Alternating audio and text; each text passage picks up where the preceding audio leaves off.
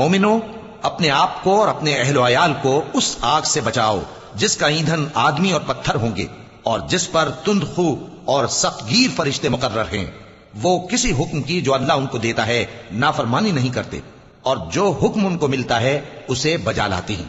کافرو، آج بہانے مت بناؤ، جو عمل تم کیا کرتے تھے انہی کا تم کو بدلہ دیا جائے گا۔ مومنو، اللہ کے آگے صاف دل سے توبہ کرو، امید ہے کہ وہ تمہارے گناہ تم سے دور کر دے گا اور تم کو جنتوں میں جن کے نیچے نہریں بہ رہی ہیں داخل کرے گا۔ اس دن اللہ پیغمبر صلی اللہ علیہ وآلہ وسلم کو اور ان لوگوں کو جو ان کے ساتھ ایمان لائے ہیں رسوا نہیں کرے گا،